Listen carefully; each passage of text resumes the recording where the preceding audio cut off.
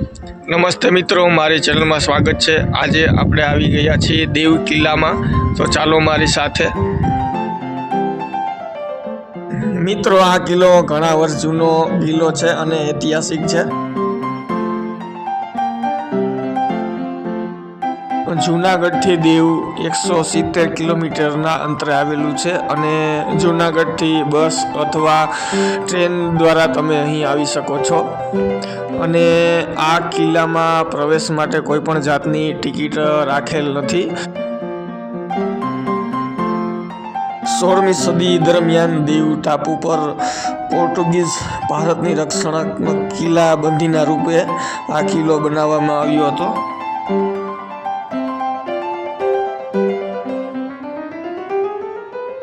આ કિલ્લાની ત્રણેય બાજુ દરિયો આવેલો છે અને આ કિલ્લાને ફરતે મોટી દિવાલો બનાવેલી છે। તમે જ્યારે દીવ આવો છો ત્યારે આ કિલ્લાની મુલાકાત અવશ્ય લેવી જોઈએ, કારણ કે અહીં ઘણું બધું ઐતિહાસિક બધું જોવાનું આવેલું છે। અને આ કિલ્લામાં તમારે જોવા માટે અહીં ઈ રિક્ષાની પણ વ્યવસ્થા કરેલી છે અને તેની ટિકિટ એક વ્યક્તિ માટે 50 રૂપિયા હોય છે। આ કિલ્લાની અંદર રાજકીય ઇમારત અને સૈનિકો માટે રહેવાના સ્થળ અને ચર્ચ અને બગીચા ઘણું બધું અહીં આવેલું છે। અહીં કિલ્લાની અંદર એક જેલ આવેલી છે અને એક બીજી જેલ દરિયાની અંદર પણ આવેલી છે।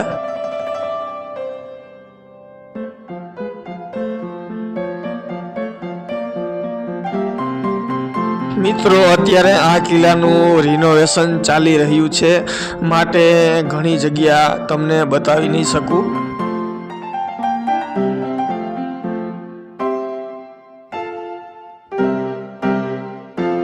મિત્રો, તે વખતમાં જ્યારે આ કિલ્લો બનાવવાનું કામ ચાલુ હતું અને એનો સમય લગભગ 25 વર્ષ જેવો થયો હતો અને આ કિલ્લો અભેદ કિલ્લો છે, આને કોઈ ભેદી શક્યું નથી।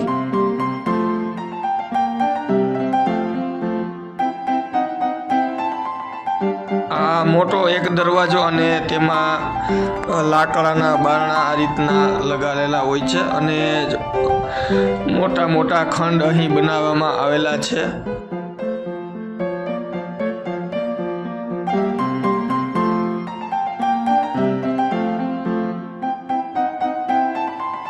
કિલ્લાની અંદર જ્યારે આપણે આવી છે ત્યારે અહીં તમે જોઈ શકો છો મોટું બધું ગ્રાઉન્ડ અને તેમાં બગીચો બનાવવામાં આવ્યો છે અને સામે વિરામખંડ પણ આપેલા છે। અહીં આ કિલ્લાનો મેપ પણ આપેલો છે અને બાજુમાં આ કિલ્લાનો ઇતિહાસ પણ લખેલો છે।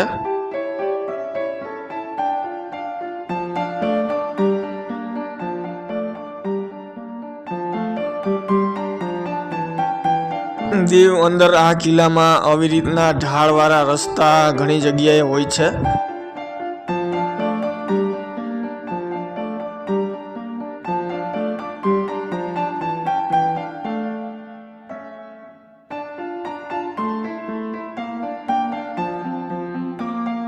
આ રીતના ઢાળવાળા રસ્તા બનાવવાનું કારણ એ હતું કે જ્યારે લડાઈ કે એવું કાંઈ થાય ત્યારે અહીં તોપને લઈ જવા કે ઉતારવા માટે સહેલાઈ રહે।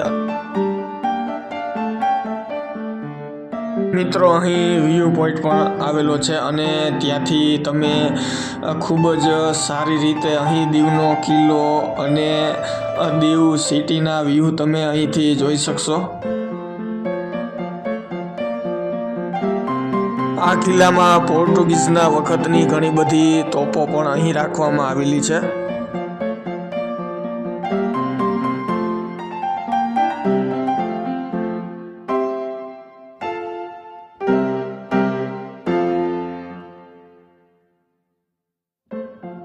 મિત્રો, આ વ્યૂ પોઈન્ટથી તમે દરિયાની અંદર જે પાણી કોઠા કહેવાય છે તે અહીંથી જોઈ શકશો અને તે કાળા પાણીની જેને સજા થઈ હોય તે આ જેલમાં અહીં રાખવામાં આવે છે.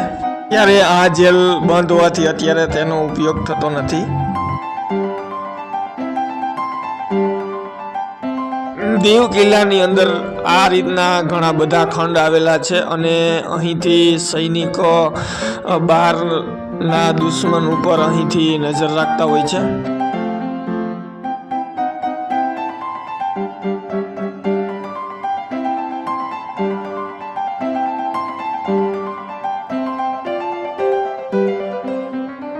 આ કિલ્લો પોર્ટુગીઝ દ્વારા બનાવવામાં આવ્યો હતો અને આ એશિયાનો મહત્વનો આ કિલ્લો છે અને અહીં પોર્ટુગીઝના વખતની ઘણી બધી તોપો અહીં રાખવામાં આવેલી છે અને તેમાં તેની નિશાની પણ તમે જોઈ શકશો.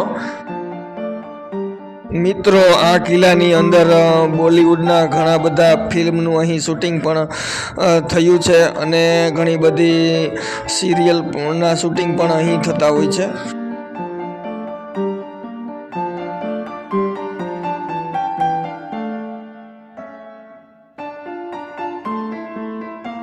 આ કિલ્લાની અંદર ઘણા બધા મોટા ગ્રાઉન્ડ પણ આવેલા છે અને મોટી દિવાલની બહાર દરિયો પણ આવેલો છે અને ખૂબ સરસ રીતે તમે તે જોઈ શકશો.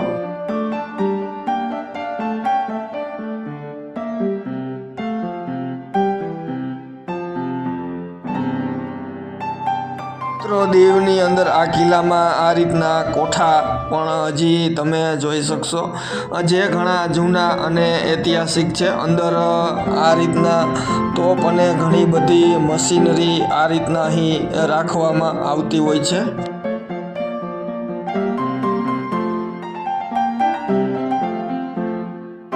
દેવ કિલ્લાની ફરતી બાજુ ઘણી બધી ઊંચી દિવાલો આવેલી છે અને અહીં તમે જોઈ શકશો કે આ દિવાલો હજી પણ એવી જ અકબંધ છે અને આ દિવાલના રસ્તા ઉપર જ આ રીતના અહીં તોપ મૂકેલી હોય છે.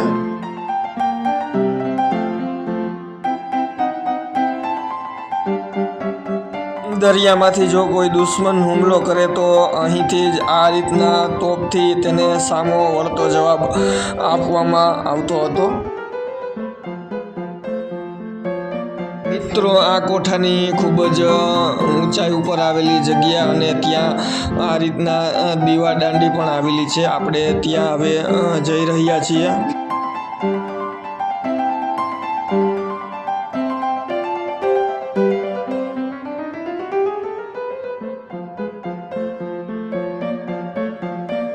કિલ્લામાં જ અહીં એક જૂના વખતની આપણે ચર્ચની અંદર આવી ગયા છીએ અને તમે જોઈ શકશો કે આ લગભગ બહુ જ જૂની ચર્ચ જેવું લાગે છે.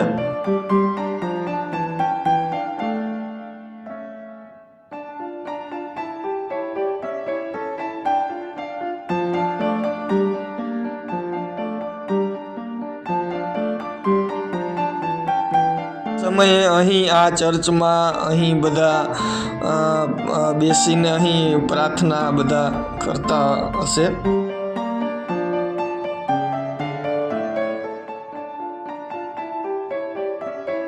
મિત્રો, અત્યારે હવે આપણે દીવા દાંડી જે જગ્યા છે ત્યાં આપણે આવી ગયા છીએ અને અહીંથી દીવ અને દરિયાના વ્યૂ ખૂબ જ સરસ રીતે તમે અહીંથી જોઈ શકશો. તો ચાલો આપણે ત્યાં જઈએ.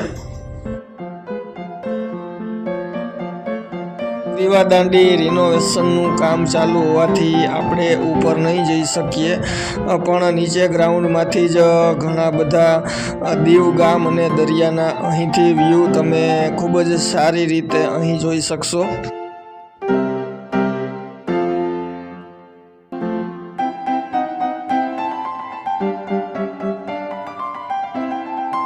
મિત્રો, આ જગ્યાને અહીં સેલ્ફી પોઈન્ટ પણ કહેવામાં આવે છે. ઘણા બધા પ્રવાસીઓ અહીં ફોટોગ્રાફીનો ઘણો બધો આનંદ લેતા હોય છે.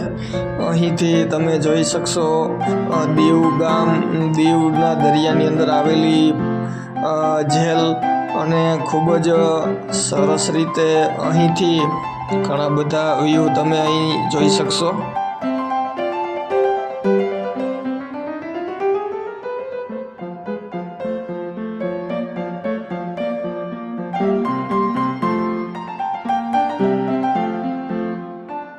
મિત્રો આ દીવ કિલ્લાની ટાઈમિંગની વાત કરીએ તો અહીં સવારના 6 થી રાતના 8 વાગ્યા સુધી તમે અંદર પ્રવેશી શકો છો. કિલ્લાની અંદર ઘણી બધી ચર્ચ આવેલી છે અને તમે જોઈ રહ્યા છો અહીં એક આ ચર્ચ પણ તમે જોઈ શકશો. કિલ્લામાં આવી રીતે જમીનની અંદર પણ આવી રીતના કોઠા બનાવવામાં આવેલા છે અને બહાર પણ તમે જોઈ શકશો કે આ રીતના કોઠા બનાવવામાં આવેલા છે અને અહીં તે ઘણી બધી વસ્તુનો અહીં સંગ્રહ કરવામાં આવતો હશે.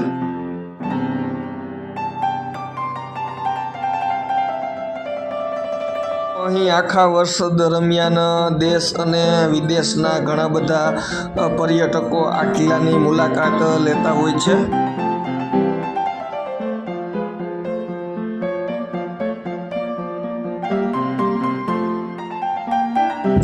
મિત્રો જો આ વિડીયો તમને ગમ્યો હોય તો લાઈક કરો, શેર કરો, સબસ્ક્રાઈબ કરો અને બેલ આઇકન દબાવો જેથી અમારા નવા વિડીયો તમે જોઈ શકો.